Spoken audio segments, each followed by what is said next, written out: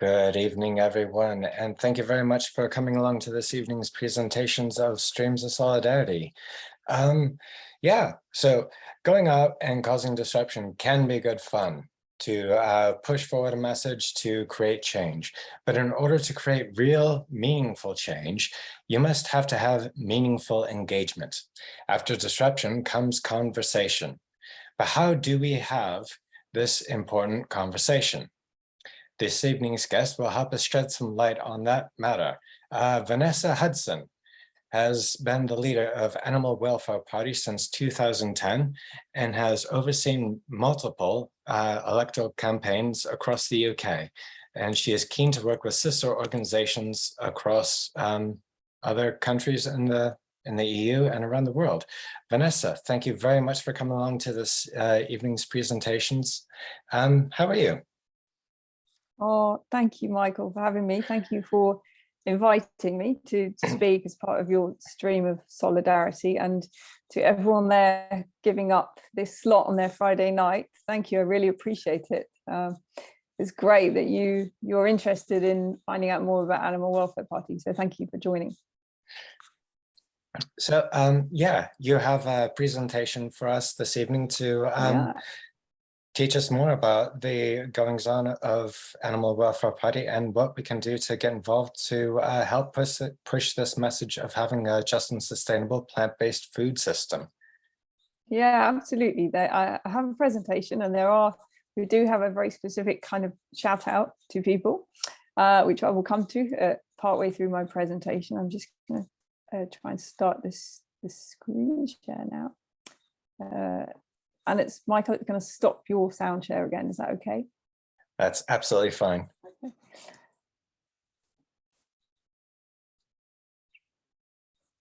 So do you see the screen? Yeah, perfectly. Yeah, great. Thank you. So the idea of this presentation is to tell you a little bit more about Animal Welfare Party and about our search for candidates for the next general election. So I'm Vanessa, I'm the leader of Animal Welfare Party. So I'm going to apologise now to anyone who's already seen a similar presentation to this, because I'm going to tell you a little bit about the party and kind of what we're about. So if you have already seen something like this before, I'm very sorry to bore you, and I will try and do it as quickly as possible so I can move on to the kind of the main point of why I wanted to speak on this topic. So who or what is Animal Welfare Party? Well, we are probably most importantly part of an ever expanding international network of political parties for animals that's now over 20 strong. We ourselves were established in 2006, and our mission simply is to create a fairer world for people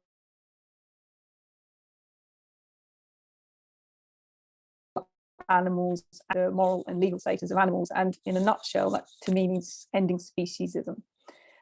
We see our work very much as an extension of other forms of activism, so it kind of complements other forms of activism, and it's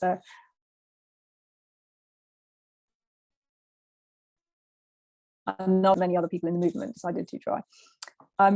One of the things we want is dedicated representatives for animals at all levels of government, so not just national government, but also at local government as well, and in all decision-making bodies. We are registered to contest elections in England, Wales, Scotland, and Northern Ireland.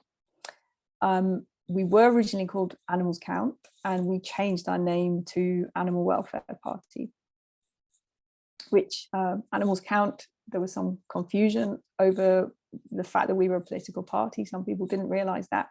We changed our name to Animal Welfare Party, but I would say it's still not the ideal name for us, but it's a name that roughly works at the moment.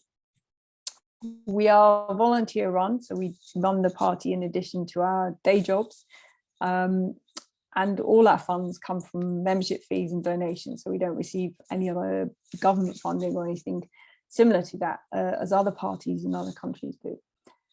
So far we've contested 17 elections, and each time we do that we learn something new, we learn how to improve the next time.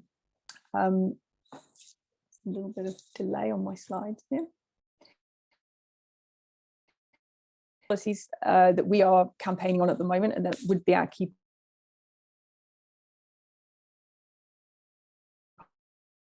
policies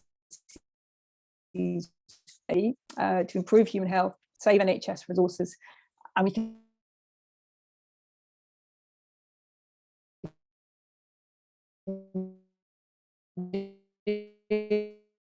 away from animal agriculture and fisheries industries and into and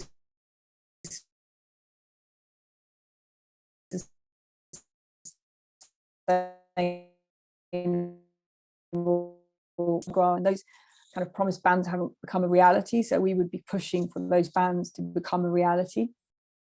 We want to end farming practices and systems which are harmful to animals, biodiversity, and our planet. We want to end all slaughter without prior stunning. In the medium term, while we accept that slaughter continues, we want that slaughter to be where the animal has been stunned beforehand. We want to introduce independently monitored CCTV for all slaughterhouses.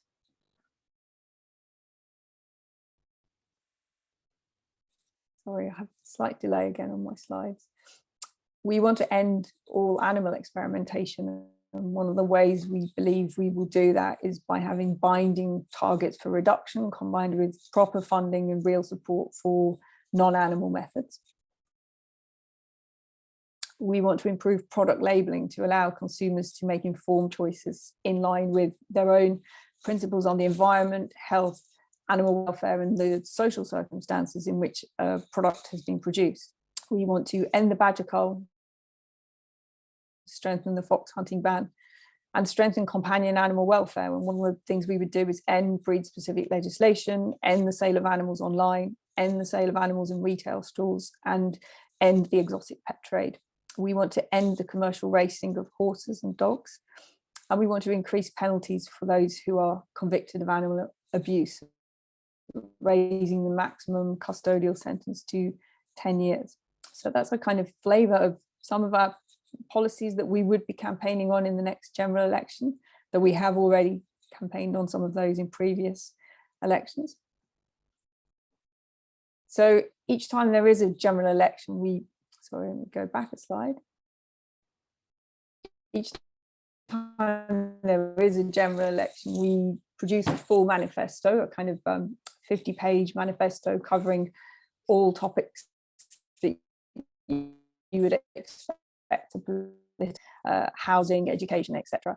So the last time we produced a full manifesto was for the last general election, which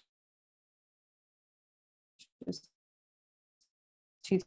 produce an updated manifesto. But if anyone did want to see what our 2019 manifesto was, it was called The Time Is Now. And hopefully on the bottom of your screen, you might see a URL to view that. I don't know if some of my screen is obscured by the Zoom controls. So I don't know, can you see a URL at the bottom of the screen? Yes, okay, it's good.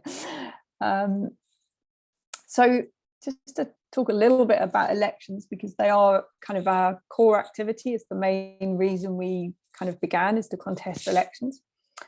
So it's our core activity. We've contested 17 elections to date. Here in the UK, we contest all elections by constituency or area.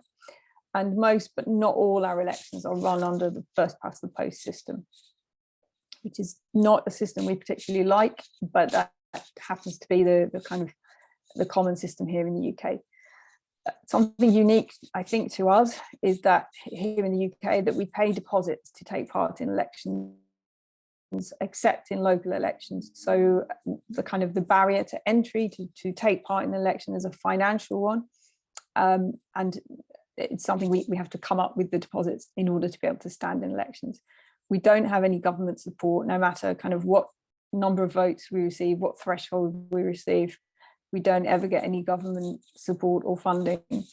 And that's very different to other countries where political parties are supported by government financially, depending on certain criteria they meet, the number of votes they get in elections, the number of youth members they attract to their party, etc. So other countries have a kind of different ways of supporting the democracy in their country, and we don't appear to have that in this country. So we have tried always since we began to take part in general elections, and one of the reasons we've wanted to do that is because general elections have the highest turnout, usually around 60% turnout.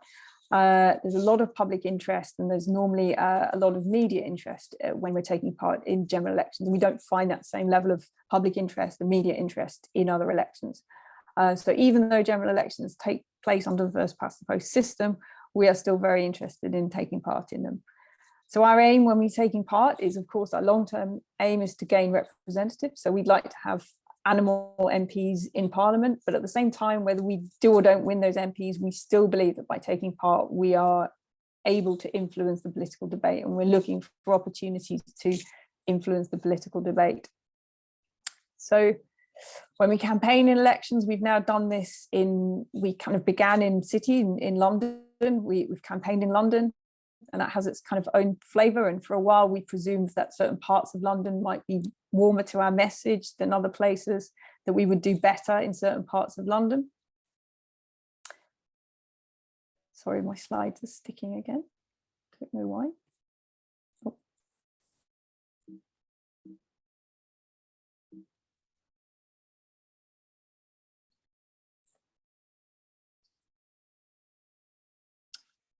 Not sure what's happened. My presentation might have crashed. I get a message about a participant has enabled closed captioning. That's not related to this, is it? No, okay. I might stop my screen share and reload it.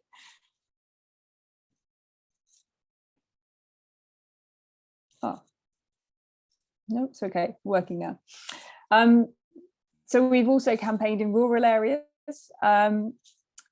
which was something we thought we wouldn't do particularly well in rural areas, but in our last election that we stood in 2019, we found that we actually do just as well in rural areas, or our results seem to suggest we do just as well in rural areas as we do in cities. So when we take part in general elections, something that happens to candidates is that you often, if you're lucky, get invited to take part in something called a hustings. Some of you may know what that is, some of you may not. I have to say it's not a word that I had ever come across until I got involved in politics. So a hustings is a community event where the electorate in a constituency have a chance to meet the candidates asking for their vote, and they put questions to those candidates. So for example, here's a hustings that took place in the New Forest in 2019. Our candidate in that constituency was Professor Andrew Knight. He's the fourth from the left in that image. And basically in a hustings, you sit normally on a long table with the other candidates, and members of the public put questions to you that they would like answering that will help them decide whether or not to vote for you. And we really see hustings, when we get invited to take part, as a way that we can influence the political debate. So there Andrew is sitting next to the Tory MP who holds that seat and raising animal welfare issues. And it's a way to show to all the other politicians vying for that seat, asking for your vote, that animal issues matter and that the public are concerned about them. And another reason that we take part in elections, general elections, is with the hope that we will be invited onto mainstream media. So for example, in a general election, generally BBC, TV and radio have a kind of obligation to interview you if you're standing in the general election. So it's another reason that we aim to take part in the general election. Just to talk briefly about some recent elections we've contested and kind of why we did. I took part in the London mayoral election. At the same time, we also took part in the London Assembly election. And this was a very expensive election for us to contest. It was something we never knew if we'd ever have the funds to do. So it cost £20,000 to contest this election. That was £10,000 deposit, and then £10,000 to be included in a booklet that went to the home of every single voter in London. So that's millions of homes. And Our kind of thinking was that we wanted to influence the political debate. We wanted there to be a candidate saying it's time to end speciesism. We wanted there to be a candidate saying it's time to promote plant-based diets here in London, and it's time to aim for carbon net zero status for London by 2025.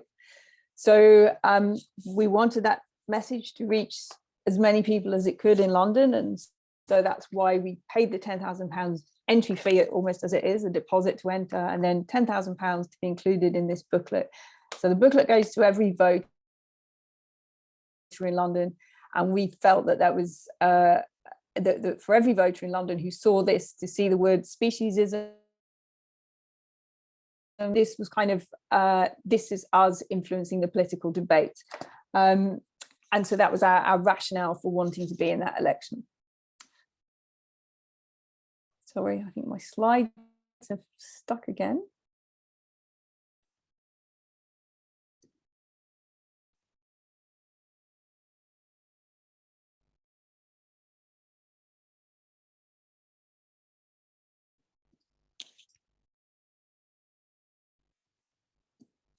I might just have to wait and see if they start working again. Sorry, never had this before, so I'm not quite sure what might be happening.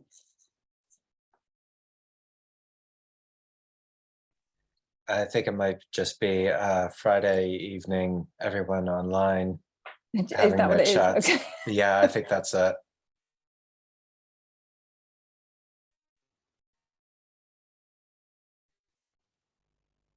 Oh, okay.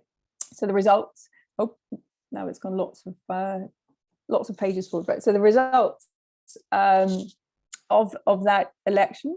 So in the mayoral election, the one that was very expensive to stand in, well, in terms of first preference votes, we received 16,000 votes, and in terms of second preference votes, we got 63,000 votes.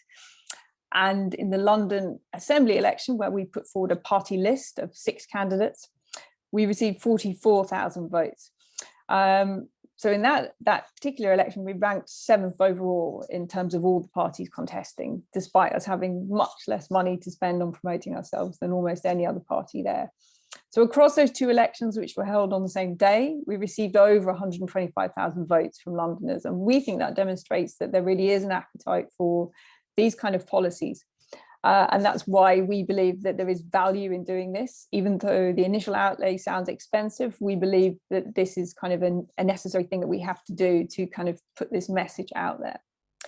Another election that was held at the same time was the Scottish Parliament election, and we contested for the first time the Lothian region. And our rationale for wanting to do that was that we believe we would be the only party campaigning on certain issues. One of those issues was ending the subsidy of intensive fisheries, introducing more stringent welfare regulations around the farming of salmon, ending fish farming practices that impact negatively on seals and cetaceans. And we also wanted to crustaceans to be recognised as sentient. And another policy that we thought no one else would campaign on in that election was ending greyhound and horse racing. So we stood in that election in Lothian region for the first time. We received 2,392 votes, 0.6% of the vote, but we ranked 8th overall out of 19 parties standing. So we felt that was a really great result for our election campaign. We only had money to kind of leaflet a certain proportion of the people living in Lothian region. We couldn't even leaflet the whole area. We did almost no other campaigning that cost money in that area, but we still came 8th out of 19 parties standing. So we really saw that as a sign that there is a great appetite there also for policies like these. And to some extent, we feel we're just scratching the surface. If we had a lot more money, a lot more funds to do more marketing, to reach more people, the results will probably increase. Well, in the 2022 local elections, so the local elections just gone, they were May this year, we stood in 2 constituencies, 2 wards, sorry. One was in Croydon and one was in Southend. Now, there are some images meant to load here, but they're not loading. But the policies that we felt, even at a local level, that we could campaign on, that no one else would be campaigning on. One was making sure that the food and drink served at council catered events was plant-based. as in we find no justification for using public funds to be spent on animal products. We wanted local councils to end the use of pesticides and herbicides. We wanted local councils to take wildlife crime in cities as seriously as they do in other areas. We wanted the kind of hatching projects that you see in schools, primary schools, hatching projects where chicks and ducks are kind of hatched in a school classroom, and then children watch them for 2 weeks, and then they're sent back to the farm that they came from, and we believe usually killed at that point. We believe that those hatching projects are very speciesist. They don't teach respect for life, and we want them to end. And also we wanted just to campaign against some of the everyday speciesism that we see in decision making at local council level. One example of that is in Southend. There's a 7-mile stretch of beach, and for a large proportion of the year, the only species that can use that beach is a human. So dogs aren't allowed on that beach, for example. So we would say that's an example of everyday speciesism in action. We oppose that, and we would like people in the area to think about whether that is a policy that sits well with them. So we are trying to provoke thought on those issues, and we're trying to speak up for those who can't speak. So I'm just waiting for my slides to move on.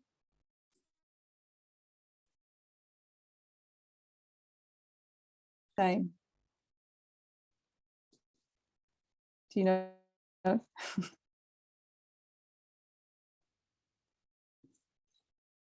Michael, do you know if I stop the screen share, would it be better? You can go ahead and try stopping the screen share and starting it up again, or if you want to just continue without it, you can go ahead and stop the screen share and try it up.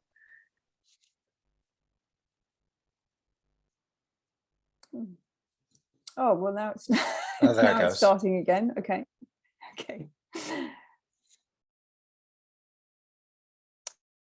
So there are some of the policies that I just mentioned at a local level.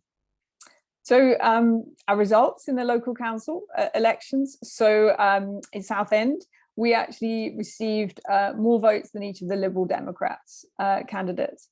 And in Croydon, we received 155 votes, or 1.6% of the vote, which for first time we've ever stood in those wards, in those areas, we thought that was a brilliant result for kind of first time trying. Now, as I mentioned, we have stood in 17 elections so far.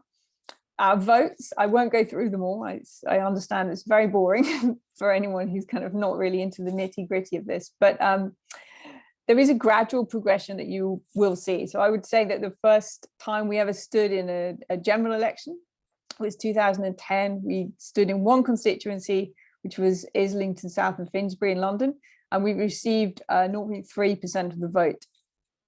And then 2015, we stood in the next general election. This time we stood in 4 constituencies and we got 0.4% of the vote. Next general election, 2017, we stood in 4 constituencies.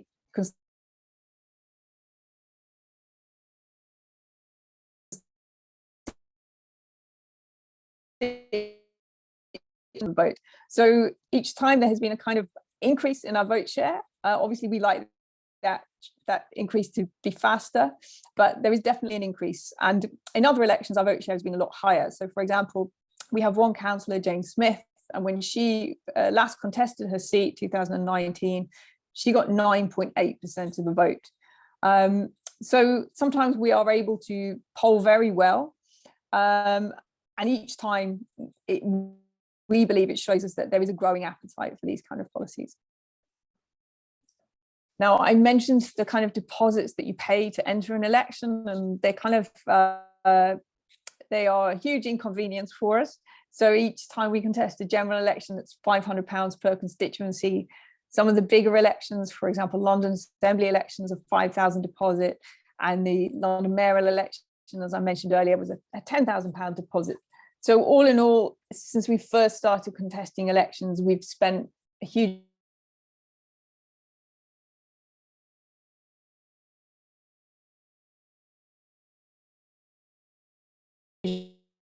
all our money goes into paying deposits and not into anything else, and not really into campaigning, not into marketing, but almost always into paying the deposits. So as I mentioned, we have one councillor, Jane Smith in Alsager in Cheshire. Jane kept her seat in 2019 with 9.8% of the vote, and a record vote share for our party, and her retention of the seat actually marks the first time that an animal party has won a council seat in a UK election.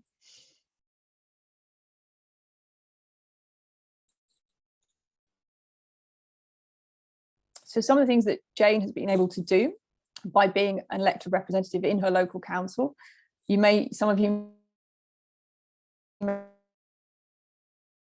have heard of this, or stipulated that for every new planning application coming before the council, the developer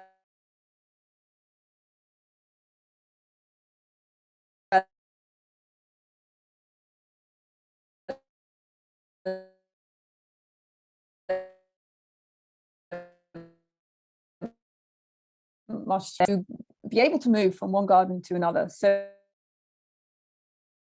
some of you may know our hedgehog population has been decimated over recent decades. It's now at a very point where it's very threatened, and we should be doing all we can to kind of protect our hedgehog population.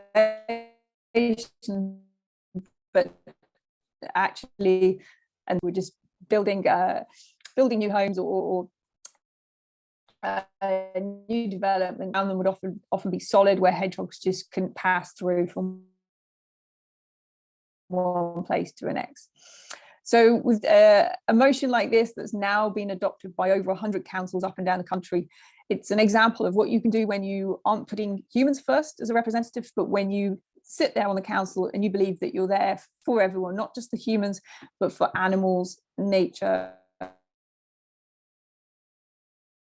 and people.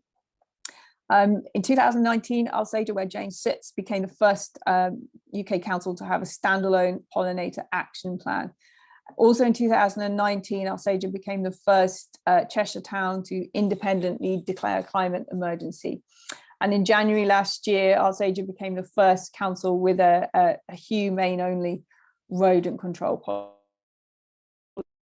policy, on a decision-making body who are taking into account the needs of everyone, not only the needs of humans. One thing that we have campaigned quite a lot on recently is on bird netting, or campaigning for bird netting to be removed. And quite often developers, building owners install netting on bridges, other facilities, and birds become trapped and suffer long, slow, agonizing deaths trapped in netting. And we've campaigned a lot on this, and Jane did a major campaign calling for netting over the Runcorn Bridge, which runs over the River Mersey, to be removed, and she was ultimately successful in that. She did last year put a motion to council for plant-based food to be served by default at all council catered events. Unfortunately, that motion failed, and it was voted down by Labour and the Conservatives. So it failed, that motion, but she will try again. In her local area, Jane there's been a lot of activity generated around her being representative in that area. So, for example, the area that Jane represents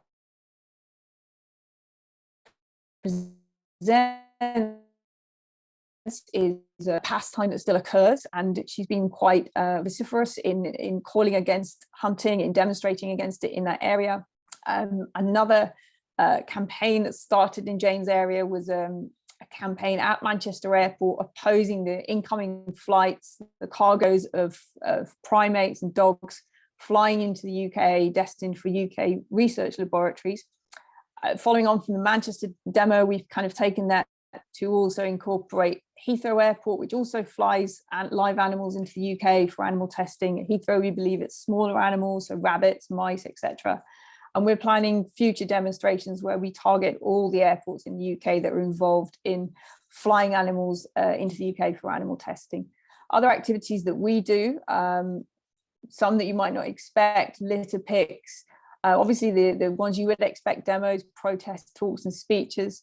We do letter writing, letter signing, and working, of course, with our international colleagues whenever we can.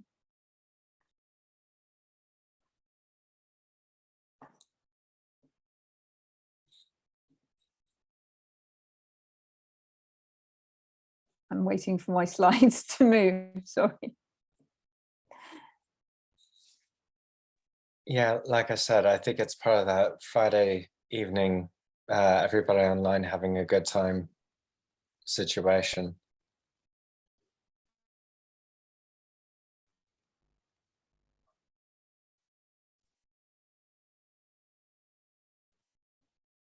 I'm sorry, this must be very boring. Okay, so other activities that we do, obviously you might recognize this. This was Animal Rebellion's letter for our future demonstration, handing in a letter to 10 Downing Street, calling for government to lead on transitioning to plant-based diets. So we co-signed that letter, and we attended the demonstration, which actually was very inspirational.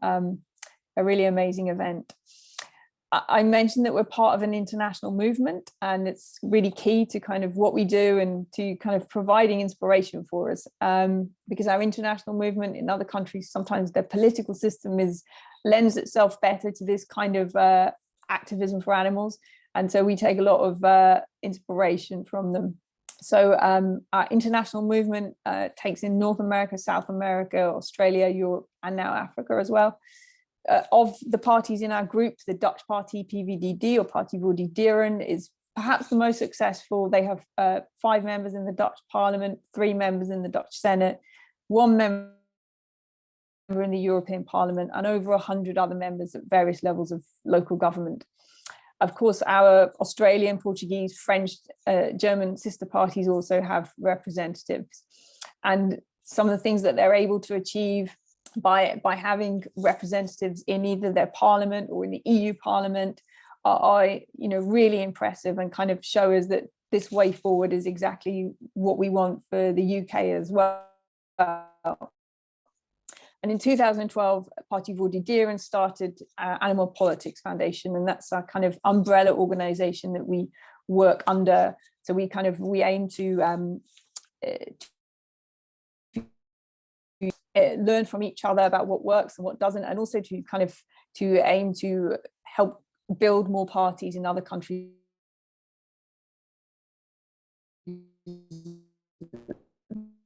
That we think is pretty unique, that's never been done before. We have campaigned together, so we run pan-European campaigns together in EU elections. So we did that in 2014 and in 2019.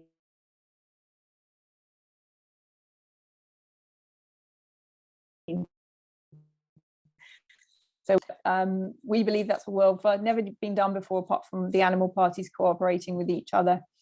And work is now starting on a pan-European campaign for the 2024 EU elections. Sadly, the UK won't be taking part in those elections because we're no longer in the EU. But some of the campaigns we've worked on together and will continue to work on together despite not being in the EU. So in 2019, we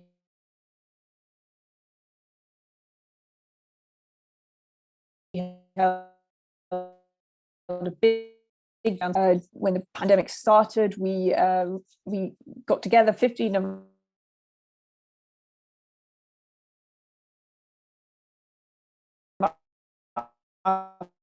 parties. We had a petition there, video, and last year the Animal Politics World Conference, the topic was saving the world with fork and knife. There were a number of brilliant speakers at that event, and I would just like to say that if you didn't catch that conference, it's all still available to view online. So if you go to the Party for Animals website and you type in World Conference, saving the world with fork and knife, all the recordings of those speakers come up, and there's some really brilliant speakers there in that World Conference. Last year at COP26 in Glasgow, we got together with lots of other organisations, all campaigning for food system change, essentially. We, together with Party for the Animals, we had that big prop made in the background, the planet with the thermometer sticking out of the mouth. And we were campaigning basically on the idea that we need to move away from diets reliant upon animal products to a plant-based food system. We need to do that to combat the climate crisis, essentially, and our slogan was "Less meat, less heat." We also held a side event at COP26, a mini conference on the theme of food revolution. And then to kind of come to the main point of me wanting to speak to people tonight is about our upcoming search for candidates for the general election. So we don't know exactly when the general election will take place. We know it's got to be some point between now and January 2025. The UK is made up of 650 constituencies. The election is contested under a first past the post system, and for each constituency that we contest is a £500 deposit. So obviously if we were to contest all constituencies, we'd need over £300,000 just in deposits alone. We're not thinking to do that, but we would like to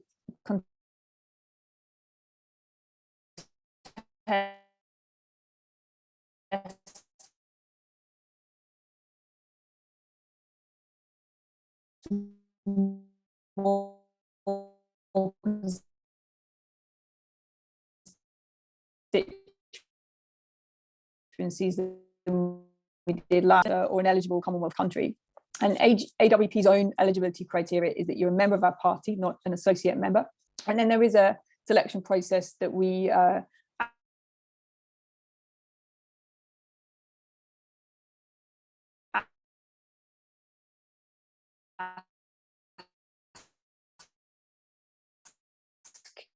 candidates to go are vegan and vegetarian, and that's because obviously a central tenet of our manifesto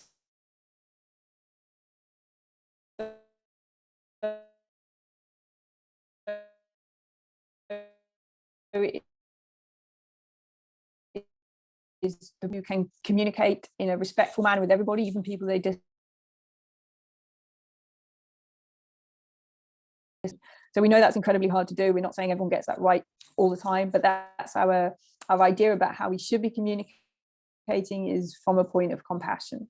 And then when people are representing the party, we ask that they dress smartly. And the kind of thinking behind that is that we don't want the dress to become a distraction from our message, which the one variable we're changing in our messaging about animals is that these issues matter, and we don't want anything else to detract from that message. So we want that one variable, the animal and environmental issues matter, to be the only one that people are thinking about.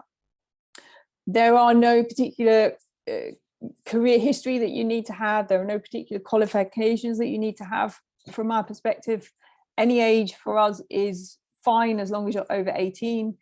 We're looking for people to stand in any area in the UK, but there are certain constituencies that we would aim to avoid standing in. That's where we believe someone with a more progressive approach has a serious chance of winning that seat.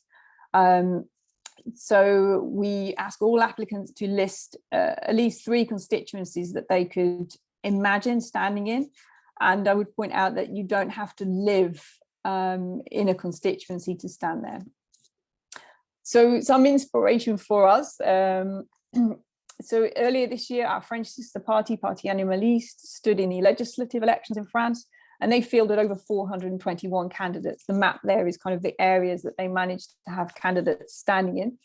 Now in France, they have a very different system. They don't pay deposits to stand in elections, and they do receive funding from the French government for their work. So it's quite different to our system, but their achievement is nonetheless a kind of inspiration for us. And we're taking that. We want to see if we can use that to inspire us to do more. Now, in conversations with Parti Animleste, we did find out that they had over 800 people apply to be candidates in that election, and that they took 50% of them. So there was a huge swell of interest in France for people wanting to stand to be candidates, and we'd like to see if we could recreate that here in the UK.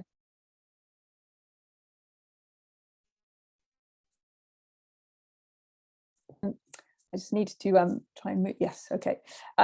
Just to let you know what to do. So if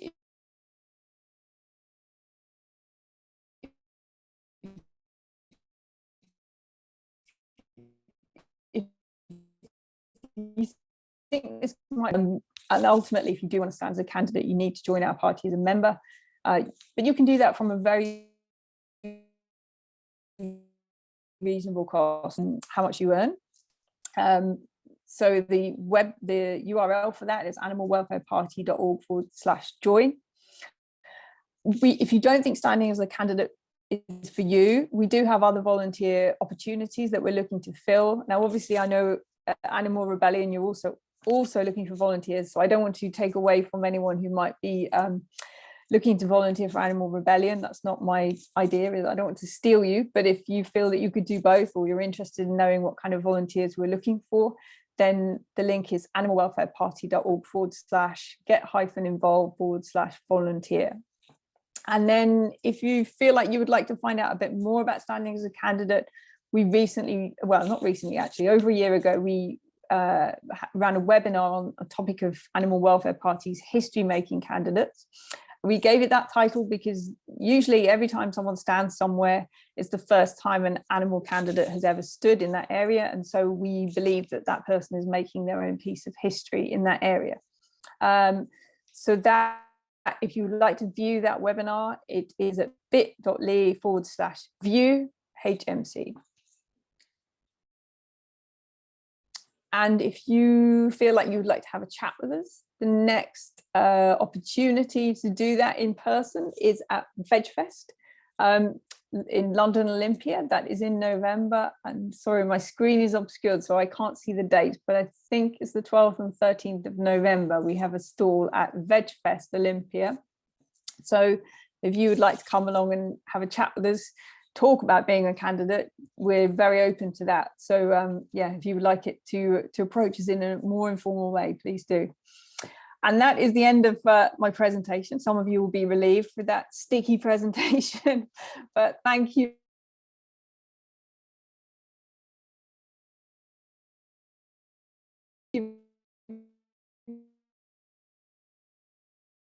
Very much. And I'm going to leave here our contact details in case you'd like to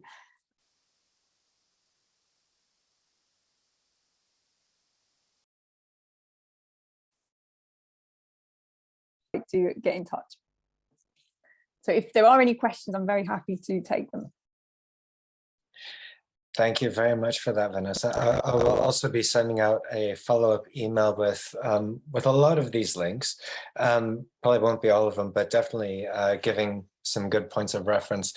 If there are any links in particular that you would like people to know about, go ahead, and if you want to email those over to me, and I'll put those in the follow-up email that I'll send out to everyone. Yeah, I mean, that was absolutely amazing. You actually hit upon a lot of the questions that that I had for you.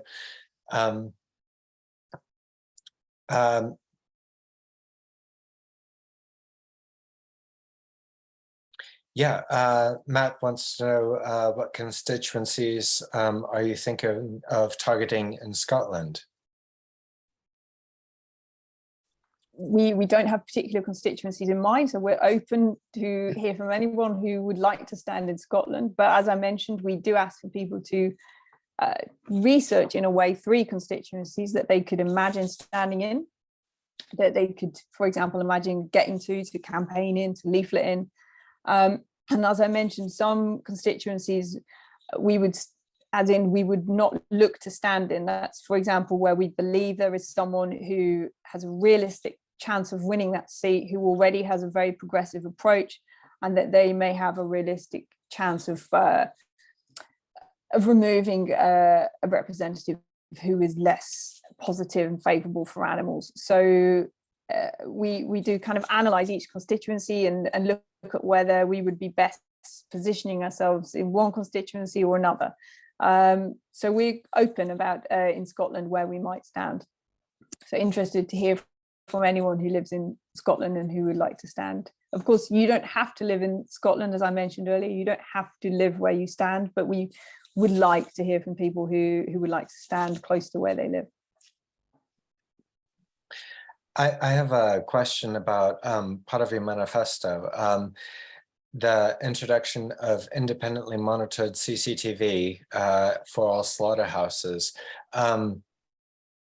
Yeah, I came across that. I thought that CCTV was compulsory in slaughterhouses, I think in 2018. Yes, CCTV is already compulsory, but it's not independently monitored. So we feel it's kind of only a partial job. So the addition of it being independently monitored means that the footage would be available to anyone else that wants to view it. So in a way, the industry can't hide where it's breaching regulations. The industry can't hide that, which at the moment it could.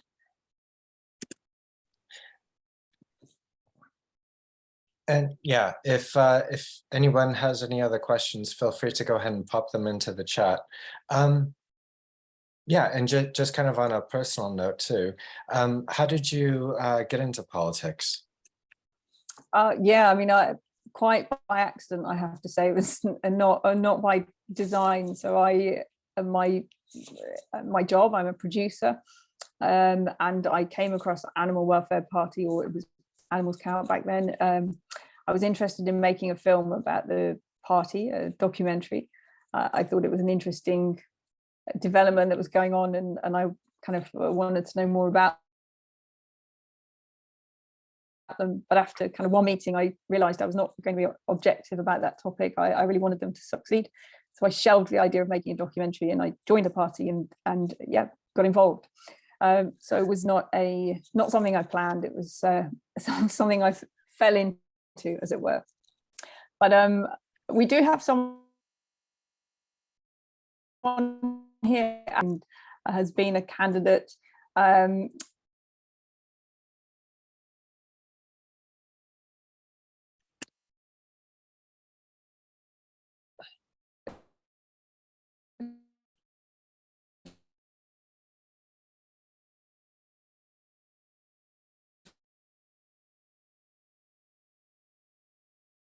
Yes, Andrew Knight now, and Yasmin Debo, who'd already run as a candidate for the Dutch Party for the Animals. And I think she came 5th in her first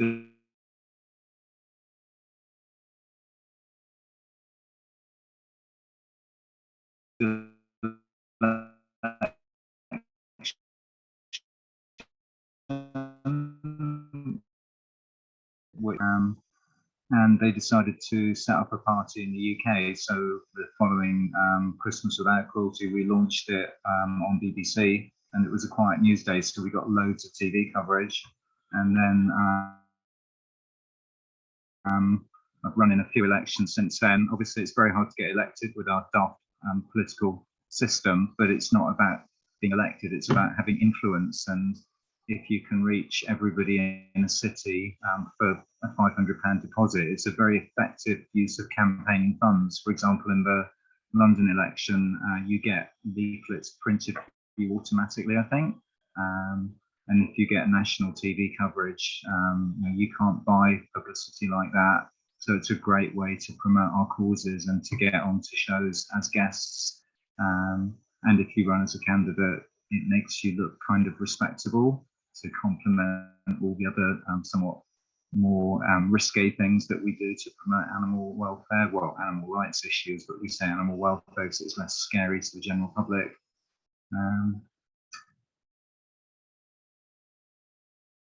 Alex, you made a good point there. That's something I forgot to mention, that in a general election, when you pay your £500 deposit to stand in a constituency, you do get something in return for that I forgot to mention. And the thing you get in return is that you get one free leaflet delivered by Royal Mail to each household in the constituency.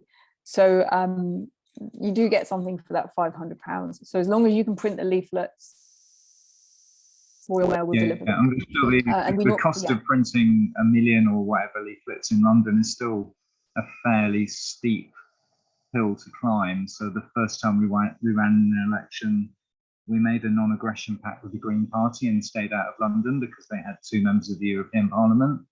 And we ran in East Anglia, but we could only afford to print leaflets for 10% of the houses the first time around, but we still got over 1% of the vote. So we need to improve our fundraising. And then after that, we ran in London because the Greens, they didn't really align with us on our animal rights issues. We felt that we needed to have a voice that covered specifically animal issues, which the Greens don't really address in the way that we do. That's actually kind of an interesting point that Alex brought up there. So what are some ways that Animal Welfare Party goes about raising funds for campaigning? Yeah, well, usually for each election we crowdfund, so we have a crowdfunding campaign for that election. Otherwise our funds come from membership or donations, basically, as in donations directly to the party rather than through our crowdfunding campaigns. But yeah, it's a challenge for us each time, because we know there are constant demands on people for money, for donations for various causes, and so it's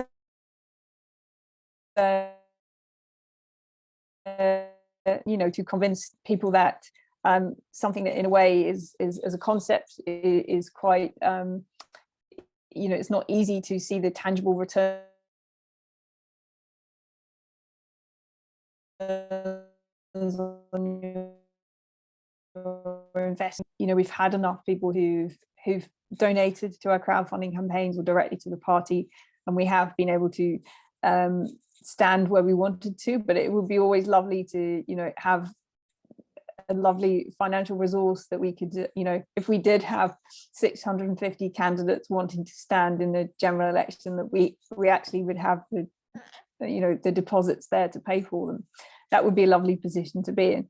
So yeah, we you know, we have discussed for the next general election, you know, whether or not to ask candidates to whether they could pay their own deposits, the £500 deposits, and we don't particularly want to ask that of people, because we don't want to, you know, we don't want someone who can't afford that to feel like it's not for them. We want everyone to feel that like it's something that's for them.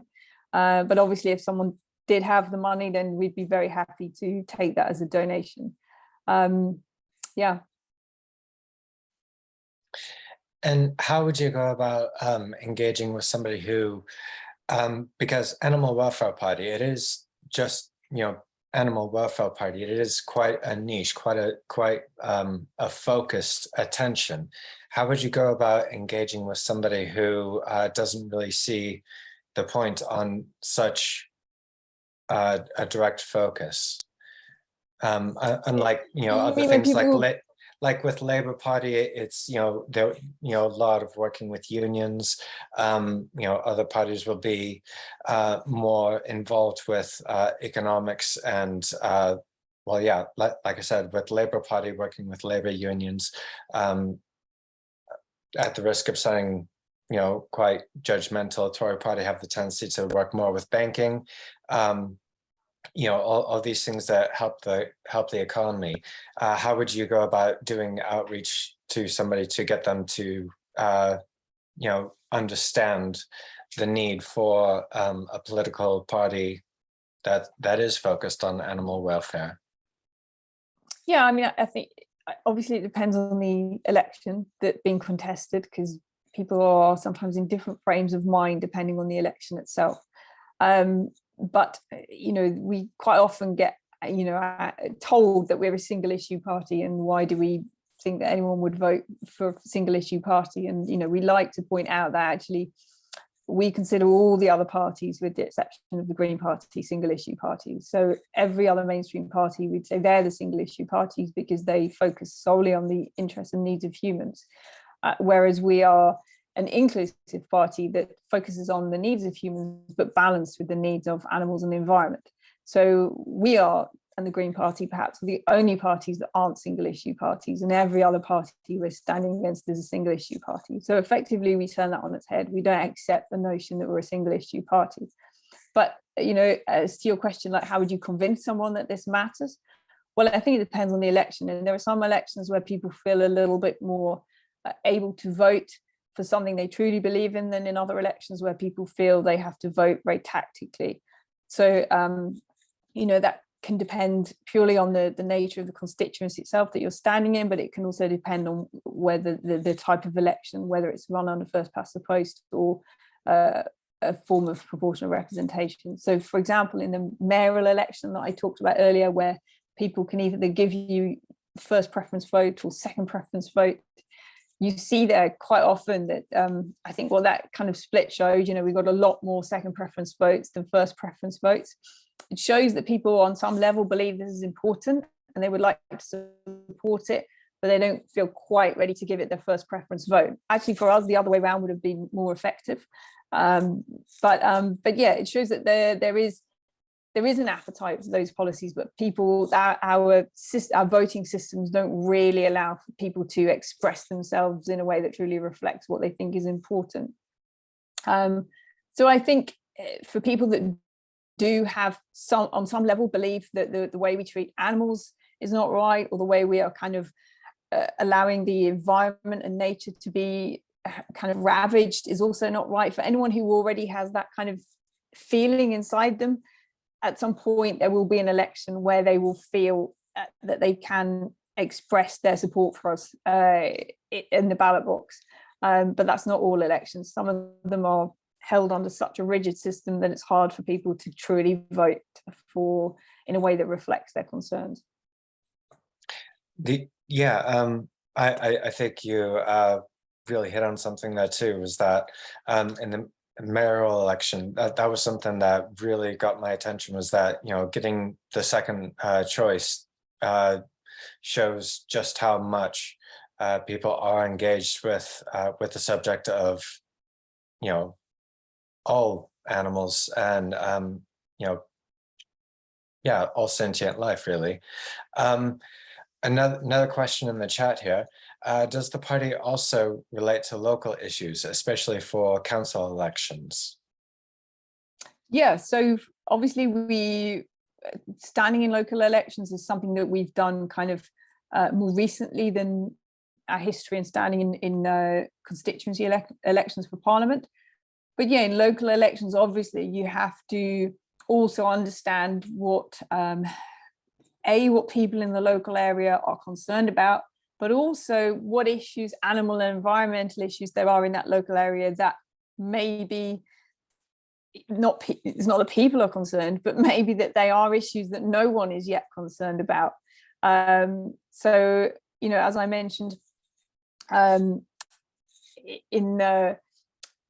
the two local wards that we stood in this year, there are some policies there that we campaigned on that aren't about issues affecting humans. They're about issues affecting the environment or animals that maybe no one else has seen.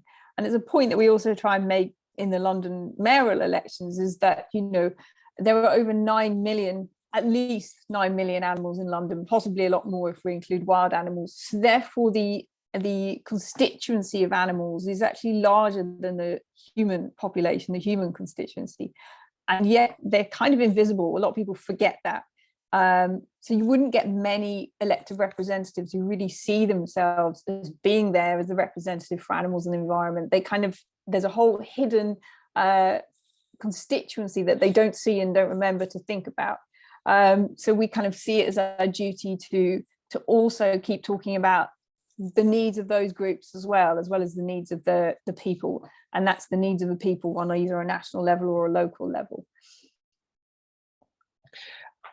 Yeah, I think that that also very much ties into what you were talking about earlier about going out and standing in a constituency, picking up 3 constituencies, basically 3 constituencies that, reading the room, basically, and finding out which ones you would be more applicable, be more open to being received. At the risk of sounding like you are in favor, I don't mean to be putting words into your mouth, but so how do you feel about people going off and participating in mass civil disobedience? I don't mean it for your answer to come across so we can go up and say political person is in favor of mass arrests and disruption, but what are your thoughts and feelings about people participating in mass disruption like that? Yeah, I take on board Animal Rebellion's point that change needs to happen, and it needs to happen fast. And currently, change isn't happening at the speed that we need it to in order to protect our home, which is planet Earth, and our biodiversity. And so when there's a message but it's been ignored, and I know as kind of you chalked on the bridge, we've tried, I think the message says something like, we've tried voting, we've tried having conversations, and it hasn't worked. I kind of have endless sympathy with that position. That I'm not opposed to people trying new ways to make themselves heard.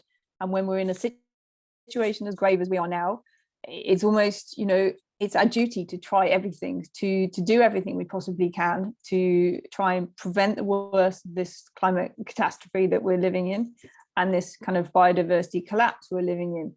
So I'm not going to pass any form of judgment on anything that anyone's doing to try and make that message be heard as loudly as possible. Yeah, that might be where I would leave it for me. That's absolutely fine. Yeah, that's grand. Thank you. And we talked a little bit before we opened up the space for everyone to come in about, well, yeah, I mean, just the activity that's been happening in Westminster this past week, and largely over the past several weeks. It is very easy to see all the insanity that's going on.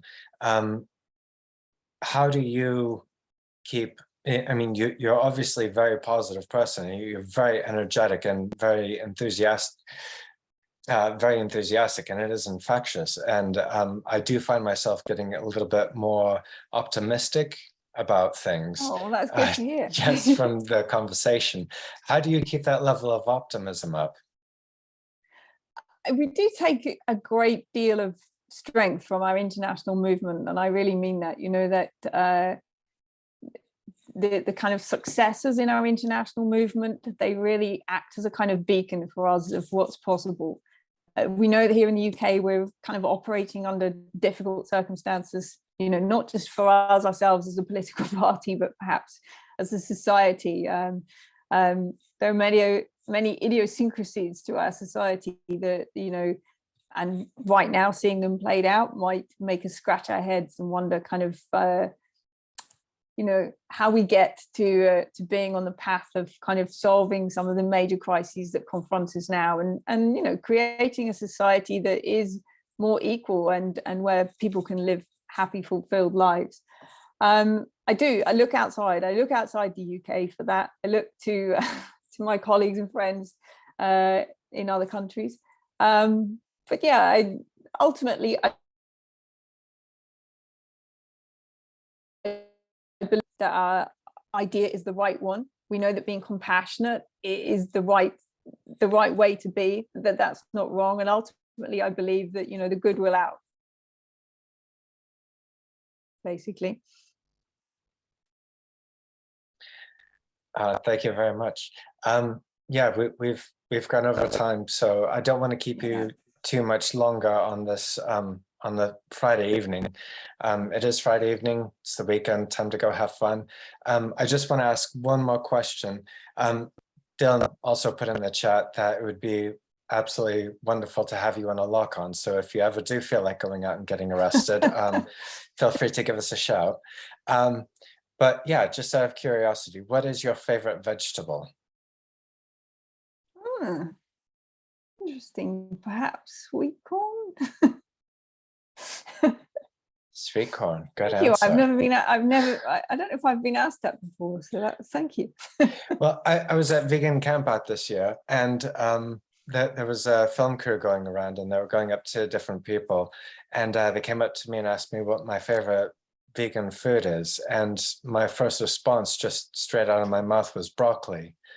And I don't think I gave them the answer that they were really wanting. I think they were wanting, something like the vegan fish or chips or the specific vegan burger. But I just really like a good bit of broccoli. So we'll go ahead and leave it at that. Thank you very much, Vanessa. With the broccoli. Yeah, Mr. Broccoli. What happened to Mr. Broccoli? Thank you very much for your time this evening, Vanessa. Thank you for giving up your time on a Friday night. Thank you very much. And if Vanessa and Dylan, we need to get you locked on together, and we'll just leave you there until you've planned the Animal Rebellion film. Yeah, that'd be good fun. Yeah. Yes. Yeah. Thank you all so much for coming along this evening. And you know, Vanessa, if you ever want to come along and have another chat, if something comes up that you want to publicize, give us a shout, and we'd be more than happy to have you on again. Thank you very much. Thank you. Thank you all so much for coming along, and we'll see you later.